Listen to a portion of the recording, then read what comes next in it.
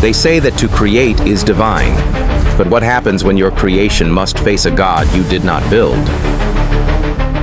They were the pinnacle of human fury, the fastest things ever built, the last prayers of a species that forgot how to kneel.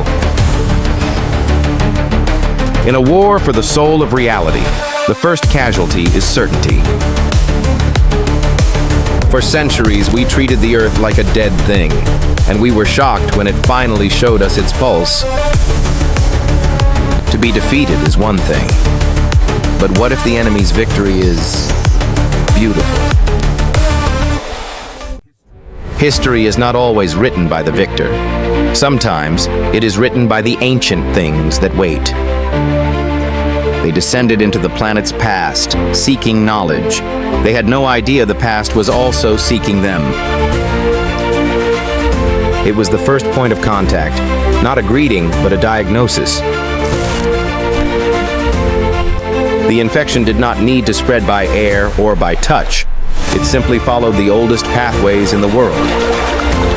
The first sign of invasion was not a fleet in the sky, but a strange and beautiful rust on the bones of our world. It did not come to destroy our monuments, it came to claim them. The natural world did not die. It was given a new set of instructions. How do you fight an enemy that does not hate you, that only seeks to perfect you? The powerful learned a humbling lesson. Their maps, their borders, their armies meant nothing to an enemy that saw the world as a single cell. This is what a species does when it is afraid. It points its loudest guns at the thing it does not understand. They fired a weapon of destruction, and the enemy treated it as a donation of building materials. The most terrifying moment is not the explosion. It is the silence that follows, when you realize your best weapon was just a firecracker.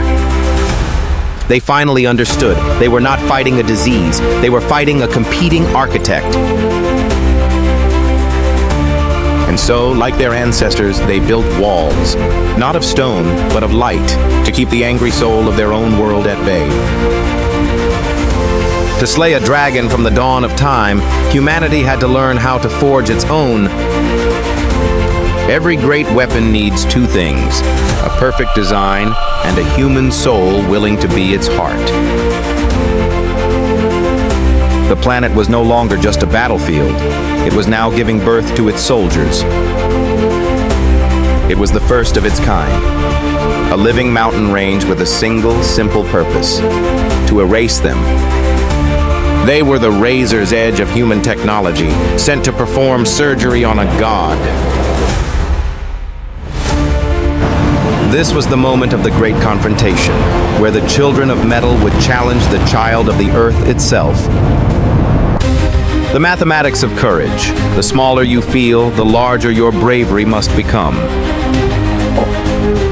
It did not fight with tactics or strategy. It fought like a storm with the pure, overwhelming power of nature itself. In a war against a giant, the most dangerous place is also the one place it can never see you. They drew first blood, a single drop in an ocean of an enemy. They had made it feel pain, and in doing so, they had just taught it how to feel rage. It learned its first lesson from humanity. When wounded, do not just heal, multiply. The price of immortality was your own soul. It was an offer the enemy was more than willing to make on your behalf. There are moments when a single soul becomes the shield for an entire world.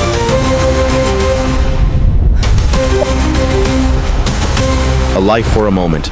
That is the brutal exchange rate of survival. When the cavalry is not enough, you don't send more horses. You awaken the titans. And so, man's own gods, born of fire and iron, came down from the sky to make war. A machine is just metal, but a machine with a human pilot is a belief with a fist. The age of myth had returned to the earth, and the ground shook with the footsteps of new gods and old monsters. The strategy was simple: to break something that could rebuild itself infinitely. It was a war against the very concept of persistence. For every action, there is an equal and opposite reaction. It is the first law of physics, and the first rule of fighting a planet. A single machine is a weapon. A squadron working in concert is an intellect. While they fought for one city, the enemy was silently conquering continents. It was terraforming in reverse. The planet was not being made habitable for man, but hostile to him. They thought they were winning the battle. They never realized they were only fighting the skin of their true enemy. The blue veins on the skin of the world were not a disease. They were a nervous system, waking up. The planet had set its trap. It used their aggression, their focus, their predictability against them. A god of steel can be killed. It was a lesson humanity was not prepared to learn. When the earth itself becomes your enemy, your only ally is the void. They learned the most important lesson of the war. You do not fight a song with a sword. You find a new frequency. The battle was over, but the true war, the war for the spoils, had just begun. The warriors fell silent, and for a moment the battlefield was a place of profound and terrible beauty. They emerged from the dark, not to a world of ash, but to a world remade in crystal. They had survived one nightmare only to walk into a beautiful dream. From the dust of their greatest enemy, they found the answer to all their prayers. Humanity did what it always does. It found a way to turn a miracle into an industry. Fear has a short half-life. It decays into curiosity, and then into a commodity. They declared victory. It is easy to do so when the enemy simply goes quiet. The swords were beaten into plowshares, and the gods of war were put on display for the children of peace. They took the enemy's fire and used it to power their new perfect world. The most dangerous sound in the universe is not an alarm, but a scientist being told, it's just noise. A prophet is never welcome in their own time, especially when that time is a golden age. They had put a leash on God and taught it how to do tricks for them. They had built heaven on earth, but they forgot that the serpent is always native to the garden. Even in paradise, some will always remember the taste of the apple that led them there and call it poison. The war was over, and so they did what survivors always do. They began to fight each other.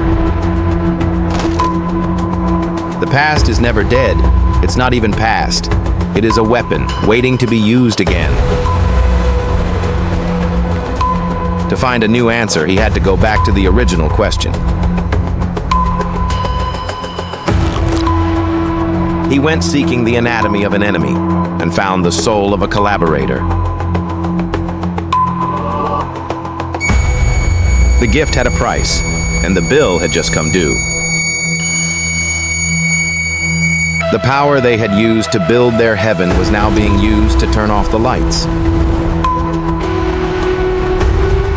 It had not been defeated. It had been fed. And now the true mind was born. There was no it. There was only us. The planet was one being, and humanity had become its brain cancer. The cruelest irony, to be hunted by the very shepherds you created to protect you. A symbol of salvation had become a tool of damnation. When you have weapons to fight gods, what do you use when your own gods turn against you? When the future betrays you, sometimes the only ally you have left is the past you threw away. The new generation had to unlearn perfection and relearn the feeling of oil, steel, and a roaring engine. This was the final battle, the cold, perfect logic of the hive mind versus the hot, messy, unpredictable soul of a single human. Sometimes the most advanced weapon is a simple, solid fist. The terrible choice to save humanity, he had to destroy their paradise. With a single command, one man in a frozen wasteland gave his species a second chance by plunging it into a dark age. The strings were cut and the puppets fell. But who then was the true puppet master?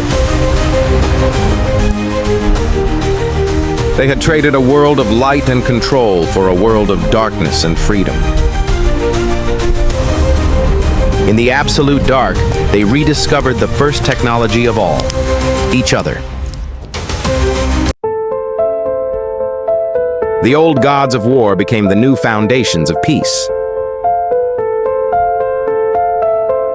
The wise man no longer taught them how to fight the world, but how to apologize to it. The old generation saw a monster. The new generation saw a partner. The next step in evolution was not a feat of engineering, but an act of courage. She stood between the past and the future and chose to walk a third path. This was not an act of war, but an act of diplomacy with a being that spoke in geology and time. She did not come to make a demand, but to ask a question. The handshake was complete, and in that touch, 1 billion years of planetary memory flooded a human mind. The Earth was not trying to kill them. It was a body trying to survive a fever. The vision was not of conquest, it was of a shared garden. She did not return with a trophy of war, but with the seed of a treaty. Progress is not made by a single hero, but by a community that chooses to believe them. They stopped trying to build a fortress against the world, and instead learned to cultivate a garden within it. They traded their global empire for 1,000 small, resilient kingdoms. They finally understood. Power is not measured by how brightly you shine, but by how well you can see in the dark. The ultimate question was never, can we win? It was, can we listen? They learned that to be a part of the world was infinitely greater than to be the master of it.